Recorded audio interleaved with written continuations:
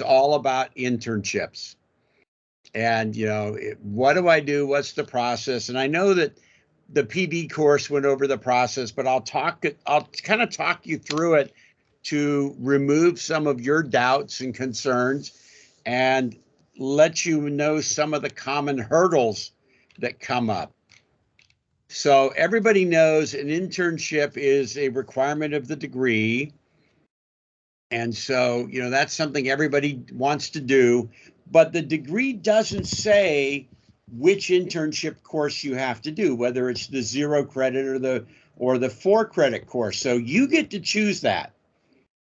The process, once you have that job offer, is you go into Orion and create the internship request. You need your job offer and the job description, and you fill in some background questions and say, well, how many units you want to be registered for. And then you submit that request. And it looks like it just goes away. So let me tell you a little bit about the back processing so you know what's happening. The first thing that happens is it gets routed over to the University Career Center, and they're doing a check to make sure the company's real. It's not like Uncle Bill's computer company in his garage, or it's not a business in somebody's house. It's a real business, and they're checking to make sure it's a legal business entity.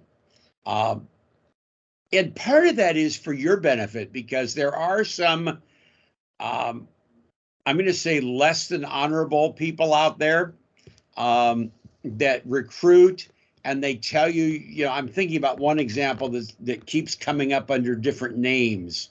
And when you do research on them, they used to be in New York City, and then they moved to Dallas, and they've operated under a number of different names. And they promise you you're going to be doing analytics, and you're going to go through a week of training, and you're going to start as an analyst. And what people find out is after their week of training, they're doing door-to-door sales, knocking on doors and trying to sell some product. And then they promise you that after doing that for so many weeks, you'll go to an executive training. And by the end of the summer, you're going to be an executive. And that's really cool. It sounds really nice to be an executive, but it's not related to your degree program. They don't always follow through on promises. They're not very good about pay, and they really are blocked from Handshake. So they try to find interesting ways to get around it because they're not a reputable company. So University Career Center first does that check to make sure they're legitimate. And then the internship request gets routed to us. And so then here in the program, we're going to check to see if it's aligned with your degree program. So everybody knows I'm a coffee freak. So, here's my cup of coffee, and I've got the second one right here. That's award-winning coffee. That's got a blue ribbon on it. And, I always use coffee as my example. So if you come to me with an internship request and it says, I want to be a barista or a coffee walla for a coffee company, I'm going to say, we have to deny it because it's not aligned with your degree program. If your job description says you're going to be doing customer marketing and loyalty retention analysis for a major coffee company, we're going to smile and say, yes, that's aligned with your degree program, and we'll approve it. Once it gets approved, it's going to go back to you to confirm how many units you wish to be registered for, and we'll get you registered in the right internship course. And once you're registered in that internship course, if you're an international student, automatically a request will go over to iComet to request your CPT endorsement for your I-20. So that'll happen automatically for you. And then in your internship, you'll be in an internship course. There's a few small assignments throughout the semester that we ask you to do. And that's how you get the credit for the internship. If you're doing the 0 credit, I really like the 0 credit. You can do it for your first internship, and it has some really positive benefits. You get no tuition for 0 credits. What's the downside of that? You get 0 credits. So you don't get any credit towards your 36 credits of your degree. If you do the The 4 credit, 1 or 2 credits or 3 credits, those count towards your 36 credits for your degree. But either one satisfies your internship requirement. I'm hearing from lots of students that are getting internship offers.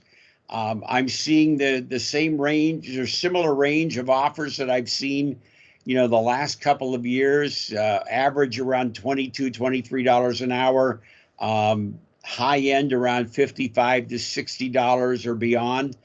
So we're seeing, some really nice offers coming in.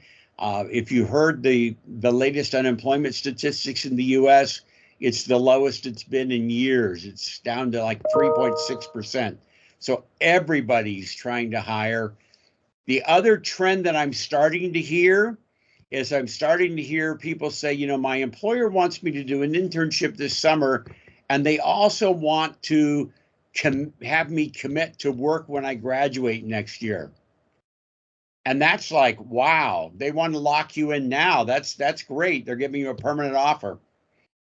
Now, there is one change that I want to talk to everybody about internships. Most everybody here probably started after spring of 20 or summer of 20. Is there anybody that started summer of 20 or back? Everybody was a fall 20 or sooner start? Okay. So everybody here is covered by the current catalog that says once you complete 18 credits, you must do an internship. And some people have told me, Bill, I really want to wait and not do my internship till my last semester, because then I want to go straight into full time when they offer to extend me. I don't want to do it in the middle of my program after 18 credits. The final approvals haven't come back yet, but we've requested a change to the catalog for fall to go back to the pre-pandemic rule, which is 2 long semesters for international students. So if you completed fall or spring, you're eligible then to, if you've completed those, you're eligible to do an internship, but it's not the requirement that you do it immediately after 18 credits. So if you find yourself in that situation right now, I have to enforce the rule that says you must take, an internship or practicum after you've completed 18 credits. Come fall, you can do a program change. And Fatima knows how to do program changes. She's done them before. You just say, I want to change my program. And you're not changing your program, but that's the form you use. There's another part of the form that says what catalog you're going to follow. So if you want to, if you haven't hit your 18 units yet by fall and you want to switch back to the 2 long semester rule, come fall, you can change your catalog to the fall 22 catalog. And just say, I'm still Blue on cohort, but I'm changing my catalog, and submit that form. Fatima can send it over and get it processed. And that'll change the rule for you. Now, that also changes all the rules for checking your degree audit, but the truth is the degree hasn't changed very much. What we've added is some new electives into the degree program, but we haven't really changed the core or the number of credits required. So that's the big questions people ask me is, what happens? How do I request the internship? The other question that comes up a lot of times is, do we match you to an internship? Well, I don't have a pool of jobs over here that I just assign people to. Professional development class prepared you to go out and network and interview and apply for jobs. And you're going to find those jobs and bring them in and get us to approve them for your internship. But we're happy to help, advise, talk to you. If you've got a job offer that's coming to you and you have concerns about it, or you have a worry, talk to one of us. I'm kind of pointing at Fatima on the screen there. Fatima's here, I'm here. Talk to one of us. We'll look at it. We'll give you some advice. But right now, I'm just seeing, the market just pick up. And so that's boding really well for, for everybody here that's looking for that internship or getting ready to go looking for full time.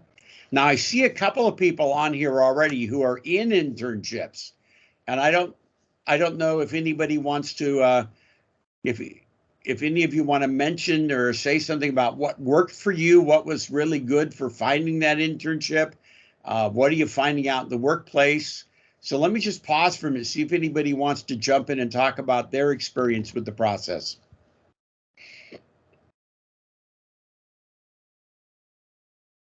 Hi, Professor. Hi. Yeah, I scored an internship. I mailed you on the weekend. Sorry for that. No To worries. inform you that. Yeah. So I've secured one like a credit analyst post. So I applied from Handshake. It was a quick apply. It was not an external apply. So I think if you have right skills, you develop right skills. So they asked for Python, some Tableau or experience, and some experience in machine learning. So I worked back in India for like a year, or 2 years actually, in machine learning. So that helped me. So you're ready to go for the summer now? Yeah. So they're doing my background check. So once I get an offer letter, I'll, proceed further. Okay. Now, there's a number of, I'm looking before I go on. Anybody else want to talk about what worked for them or hints for others?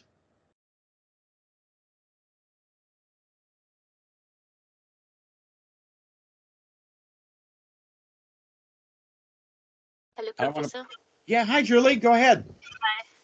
I got a summer internship with Amazon, and it is starting from May 23rd. What really helped me was Tableau certification exams and lead code practice, rigorous lead code practice. And I was able to get it finally as a BI engineer. And you're doing an internship now also, right? Yes. So Amazon will be number 2 for you. Yes. I emphasize that because, a lot of times people go, I got my one internship, I filled my degree requirement. That's true. But, we've had people do 2 or 3 internships, and sometimes they do it with 3 different companies because they want different kinds of experience. Now, the other thing I will say about Amazon is, we've had some people get Amazon internships and they wait till towards the end of the internship before they tell you, but some of them have turned into full-time placements. Yeah. And they were first offering for fall co-op also, but since it was back-to-back 3 semesters, so I took just summer semester. I would like to talk to you regarding that in detail later, but this is still far. Okay, Professor. Good. Yes. Thank you, Professor. That's super. Congratulations. Thank you, Congratulations to you, to Yaswant for getting a good internship. I mean, that credit analyst he sent me was really, an amazing job. Milena, you've got a good one lined up. How did you find that one? Let's see. Hi. Not very presentable, but a lot of applications. I sent out my first summer, maybe like 80 applications, and I felt like no one called me back except for one company. And then I went through the first interview round, and then nothing, and everyone ghosted me. So I was really upset. So I talked. It was very frustrating not to get the internship right when you wanted. But then I felt like everything fell into place and everything was meant to be. But talking to you guys, talking to actually Eric Castaneda from the BLAC program. Mm-hmm. He helped me tweak the resume, make sure everything was spaced out correctly, because I was right. I was being passed on by the AI when you submit your resume. So make sure you have it like the template that JSON has. All those spaces matter. After I fixed that, in the fall semester, I applied to 4 places. I applied to Lockheed Martin, to Blue Cross Blue Shield, and to Quest. That they have jobs that I felt like really aligned to me and I would really want them. And I got job offers from all of them. I accepted the offer at Lockheed Martin. And when after I accepted it and I talked to one of the hiring managers, they mentioned that they really like to keep the interns. So if everything goes well, they will be extending the offer for a full-time position. That's great. And Yeah. something you mentioned is something that I was working with a student yesterday about. I asked them, have you used the Career Center? Have you used the Business Communication Center to look at your resume? And they said, oh, yes, sir. Yes, sir. I had it reviewed in PD class. Would you like to see it? And he handed it to me, and I started looking at it and finding the kinds of things you were saying. There's blank spaces between this and this, but not here. These are italics. This isn't. Power BI was spelled one way here and a different way over here. It was really kind of inconsistent. The language, the tense of the language was kind of weird because he was talking in the present tense about things he had already done in the past tense. And I said, look, read it like you're trying to read it and introduce yourself to yourself and start looking at those things. And he went, wow, there's a lot of little changes I could make to this. Yeah. But, that's the first thing they see. And if you can't string a sentence together and talk about what you did before, and, you've got the dates wrong on this, and you don't know the name of the tool you were using, how credible a candidate are you? Yeah, so very important. Making friends on LinkedIn. Well, my brother actually helped me with that. He's in the he's a retired Air Force, so he kind of hooked me up to some of other Air Force people that helped transition from the military to the civil life. So a couple of people read my resume and they were able to pick on things that you sometimes don't pick because you just read it so many times that it sounds good in your head. One thing that someone advised me, and I think it helped, is to do like a little title on your projects. So under the projects tab, I just had bullet point, we did this and this and this. Bullet point, we did this and this and this. So what he said was do a little title, like what do you want them to really, why do you want them to read this? So one of the projects we did, we use a lot of SQL and Python. So I just did SQL and Python as a little title. And then I said what we did with it. So it's more interesting. Oh, let me see how she worked with those technologies. I thought that was very helpful. Yeah, absolutely. And make it clear and kind of lead them along so they're not trying to guess what you did. Correct. Yeah. And yeah, you want them to ask questions too. So you want to do explain what you did, but not like a full a half-page paragraph explaining it. Just short and sweet, to the point. And they did during the interviews. They asked me about everything that I did and how I felt about the technologies and how experience helped me. I transitioned, and I felt like that was a big drawback for me in the beginning. And this time around, I felt like they liked me even more because I had a different type of experience that it wasn't technical. That's great. Anybody else? Professor, I'd Yeah, like go ahead. to add something. Yeah, please. So she mentioned the skill set you mentioned on the resume. So one thing I observed is like you need to know each and if you mention something on your resume, you better be prepared to be asked about it. Don't put something you did like 10 years ago and you did not revise it for the interview and they asked about it and you are like, nah, I don't remember it. That would be like very bad look. Yaswant, I'm glad you said that. And I was not laughing at you. I was laughing because I was thinking of a story that my son told me about a recent interview he had. So he's associate director of a group of about 80 people at a consulting firm. And he said, I'm interviewing candidates, and there's one young candidate that comes in. They had a tool on their resume that is a tool we commonly use in our work. And so I asked him some questions about, what do you like most about this tool? How have you used it? What can you tell me that you really liked about the tool? And the applicant kind of sat there and went, yeah, that's a tool. And it was like, yeah, I know it's a tool, but how have you used it? Oh, well, I really haven't used it. My professor demoed it in a class and I saw it once. And so, I know what it is, so I put it on my technical skills.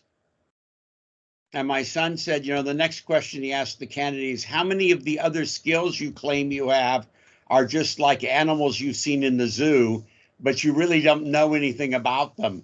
And it's like that interview ended right there. I mean, the applicant was claiming skills and knowledge about a tool they'd seen. It's like, well, I saw an elephant in the zoo once, so I know all about elephants. It's like, it was crazy. So you're exactly right. Put on those things that you know and be prepared to discuss them, because you may get questions about it.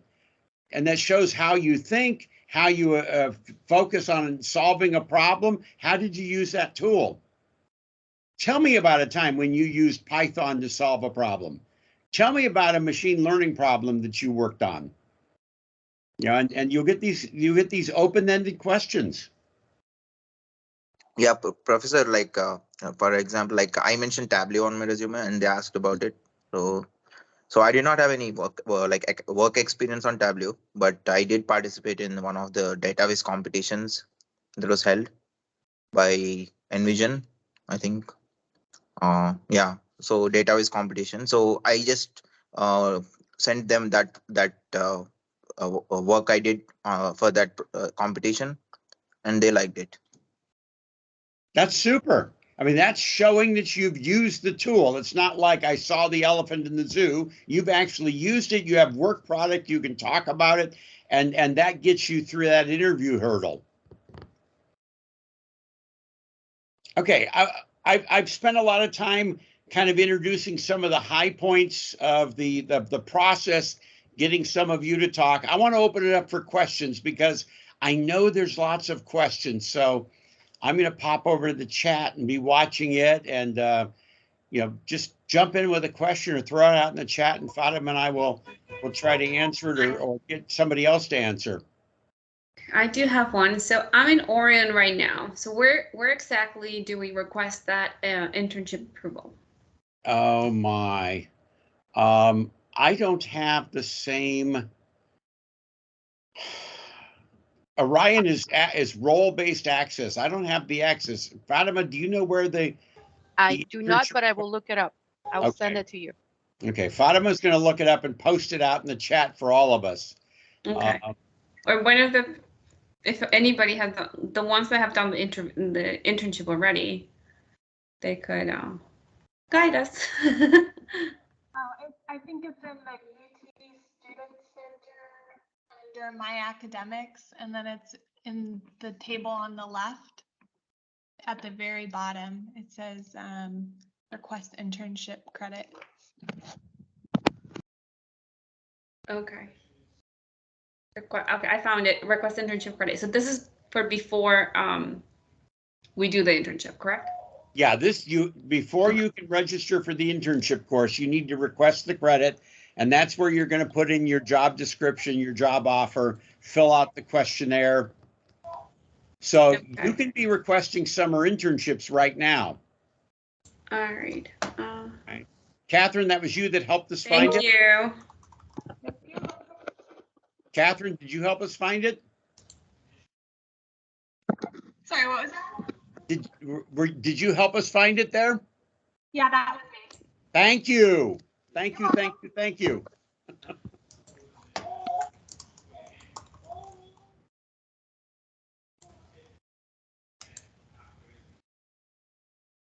Yeah, and for those of you that are international students, remember you want to get that request in as early as you can once you have the offer and the reporting period is open, because the faster we can approve that, the faster the I-20 gets requested.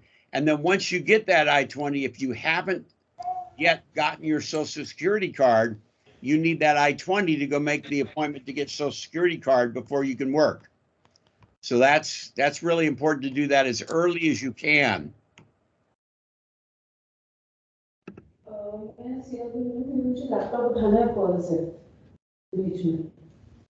I'm sorry, I'm having difficulty hearing you. Can you ask it again? Oh, she left.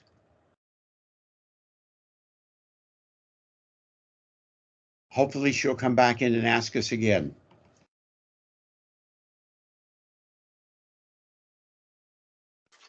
Hello, Professor.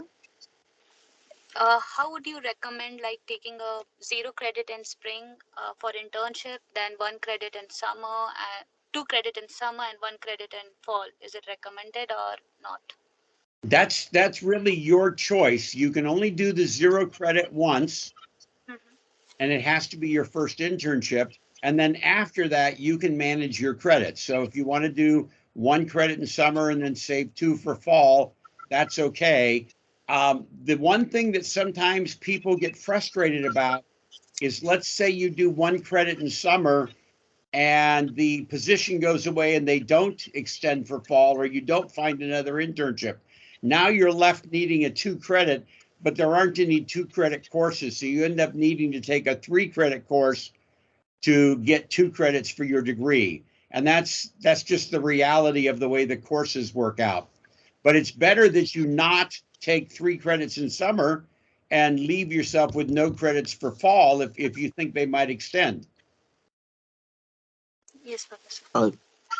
Professor, so if you take the 0 credit internship, we will satisfy the internship requirement, right? So then the remaining, like the credits, if you want to take later, can we just satisfy them by taking any other course? Absolutely. And a lot of people do that. They say, I want to do my internship requirement with a 0, and then I want to take an extra course. I want to do advanced NLP, or I want to do advanced BA with R, or I want some other skill course. I'm going to use those 3 credits for a course. Another question, Professor. So if I want to take something from finance, can I pick up something? Because my role currently would need You're allowed to take up to 6 credits of any master's level JSOM course. So if you want to do that, remember you need to do your registration through the program office. So right now, summer registration starting to open for the Flex program. We're following slightly behind that, as we always do. But if you wanted to take a course like this summer, like that finance class you mentioned, you need to reach out with a request to Fatima or I, so we can get you enrolled in it now. But that we can get you registered for that. The only thing you need to remember is, if you're taking a course outside the cohort, you're going to pay the regular UTD tuition. So it's going to cost you a little bit more. So can we take that online, that course, or should we attend the college and take it physically in the summer? It's your choice about whether you want to do and are eligible to do online courses. So it wouldn't violate our F1's requirements, right? If you take it online. If you take it online, summer you're not required to be registered.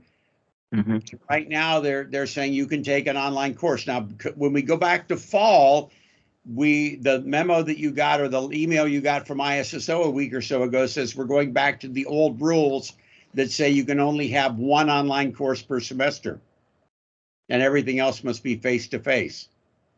Now, an important thing for you that I forgot to mention is an internship course is considered a face-to-face course regardless of where the internship is. So the internship might be in Sydney or Tokyo, but you're considered to be enrolled in a face-to-face course. Now, is Datri still here, or did she leave? I'm here, Professor. Okay, you had a question I was trying to get to you. Go ahead, madam. Yes, Professor. I came for spring, like this summer. This is my first semester. So if I take 3 courses in summer, I'll be eligible for the internship in fall. So then I'll be left with only 2 courses in the last semester. So is that fine? Or should I take 3? Is it mandatory to take 3 courses in a semester? This is a question for ISSO because it's a visa question, but I happen to know the answer to this. And you are allowed to have reduced course load in your last semester.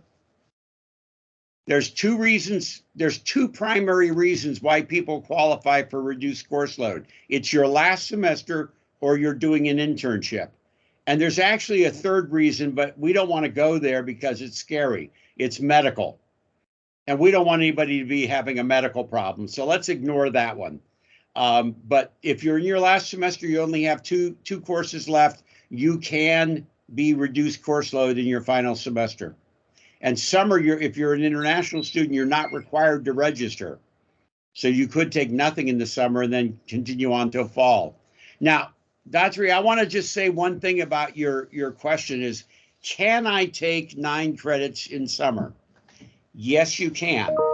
But one thing that's important for you to remember is that in a long semester, full-time is 9 credits or more. In summer, because it's a shorter semester, it's only 11 weeks instead of 16, full-time load is 6. So if you're taking 9 credits in the summer, you're taking more than full-time load, and you are going to be a busy lady. Yes, Professor, but then if I don't take it, then You I push can't do an internship to the last, right? you Yeah. push your internship out to the fall, to spring instead of fall. Yeah. That's right. That's right. But remember what you're signing up for, because in a long semester, a 3-credit class meets 3 hours once a week. In a summer class, you meet 4 hours once a week. You meet from 6 to 10 p.m. if you're doing an evening class. Okay, Professor. Yeah. Thank you. Other questions?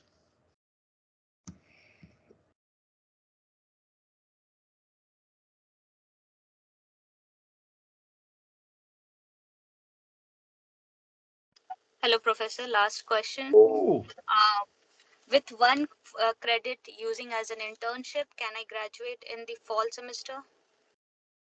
I can't answer that without looking at the rest of your degree audit, Julie, because you have to fulfill the internship requirement, but you have to also complete all of your core, and you have to have a core GPA of 3.0 or better.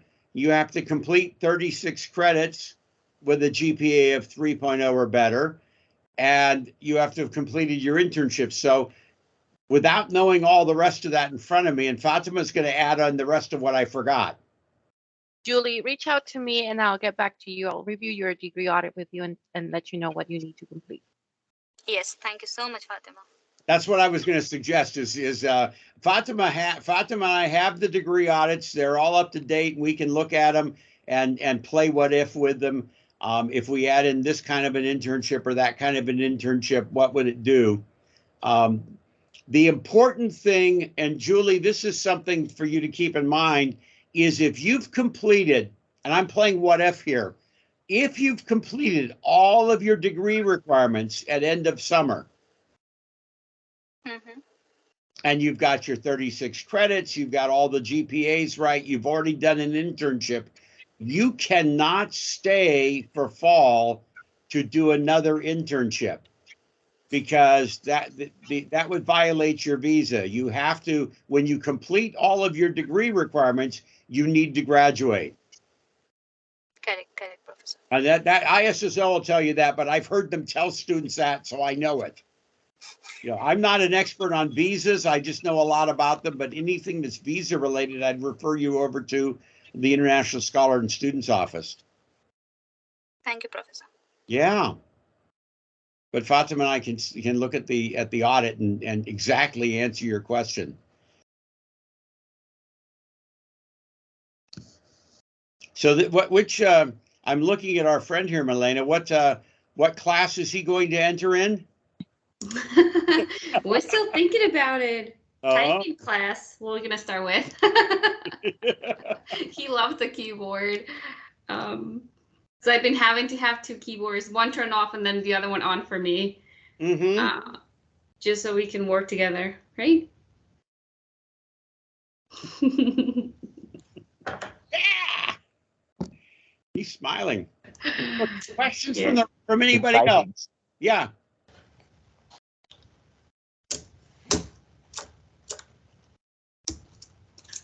Well, Dr. Hefley, I want to jump in. If anyone is planning or thinking about graduating in the summer or fall, let me know so I can review your degree audit again with you and let you know what you're missing.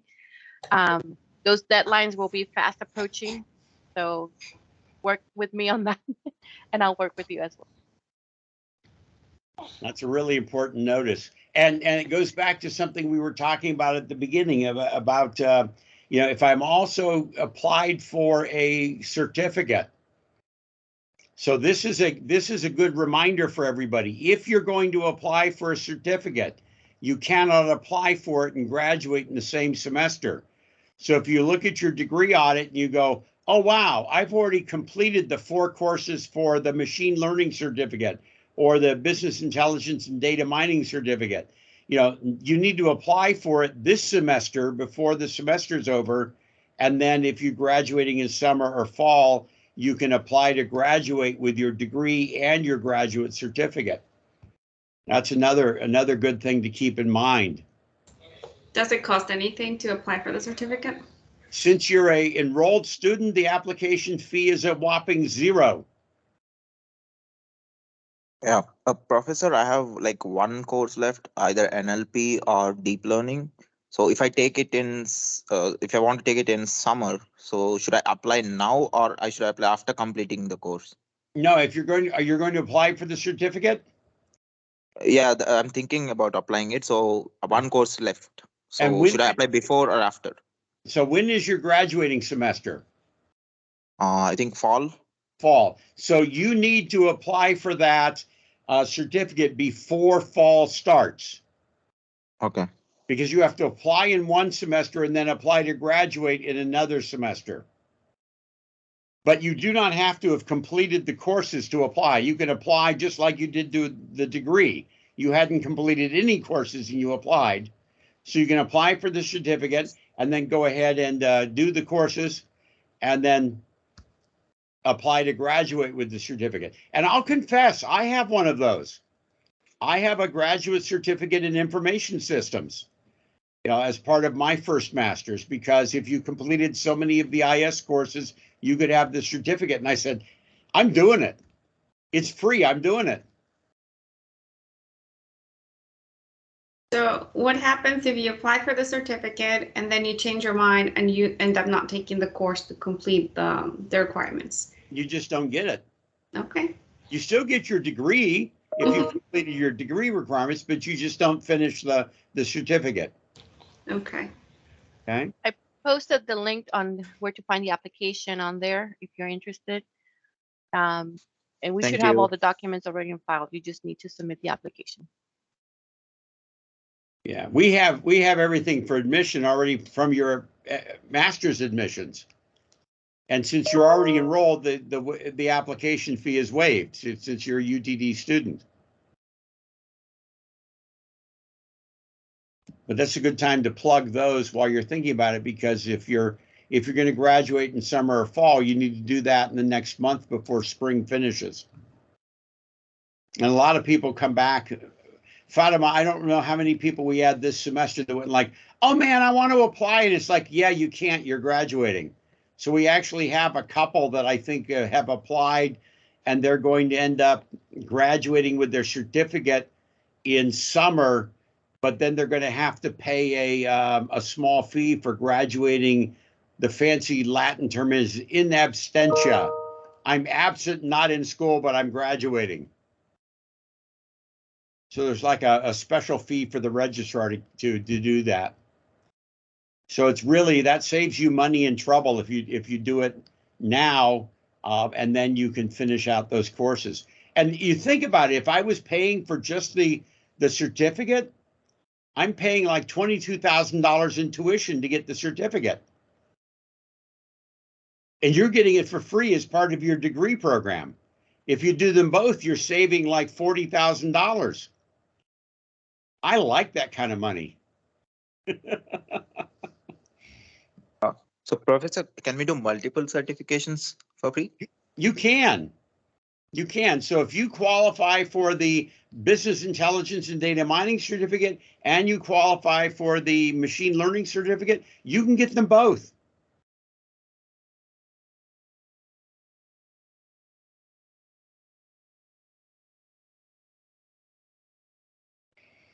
Okay, any other? Professor?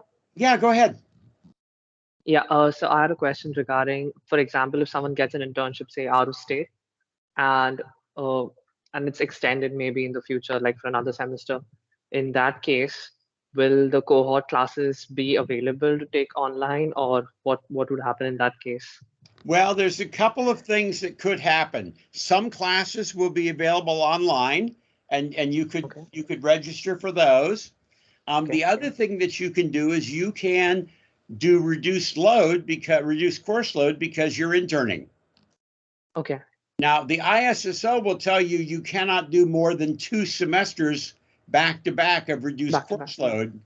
So, if you're working in, Montana or, Washington, D.C. or New York City or something in fall, and they want you to stay until spring, that's fine. You can do 2 semesters for reduced course load for internship, but then come summer or the following fall, you would have to come back to campus to finish your courses.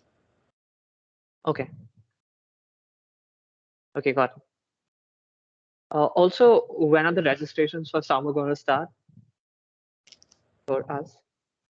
Or is it because we're working on those right now? Okay. They should go out in about a week and a half? That's the plan, about a week and a half. Yeah. Okay. Okay, cool. No problem. Thank you. Professor, if I want to take finance courses, where should I look for them? Like resources? Well, the best place to look to see what's being offered is go to Coursebook and look for courses. What I would suggest you do is when you go to Coursebook, select the semester that you want, use the guided search, and then also come down to the bottom like you're doing to select our courses, say include special courses during the options.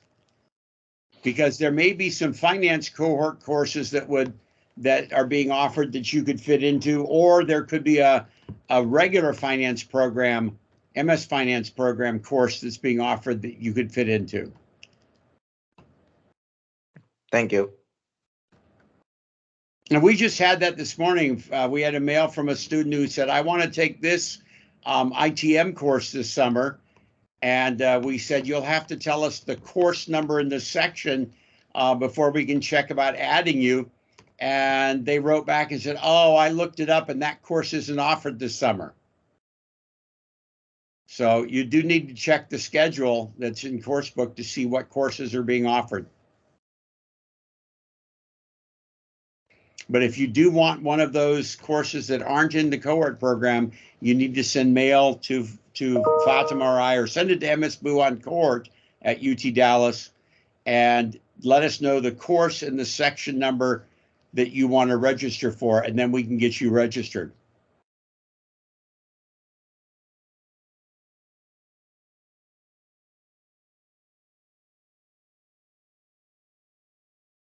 Any other questions about internships from folks?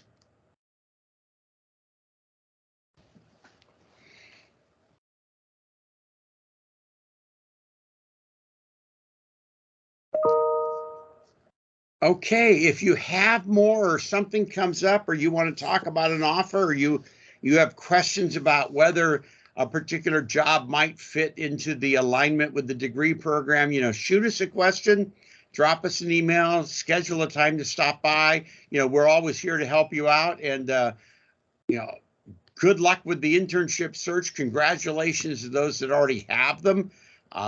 The other thing I was just going to mention, somebody asked, Linson asked about what if my internship offer is, for another city or another state. The thing you didn't mention was another country. We've actually had students intern in multiple countries. And as long as you can get the right to work in that country, students go to other places. I've had students intern in Japan, in India, in Canada. Those are the ones I can remember, but I know we've had other places too.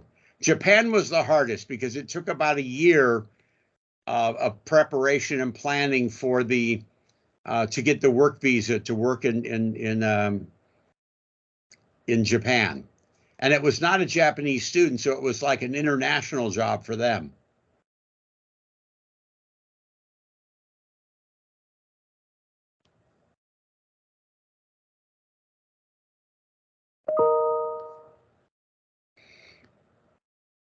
Okay, if there's no other questions, I think we'll declare victory. Thank you all for coming and chatting with us. If you've got questions, reach out to us.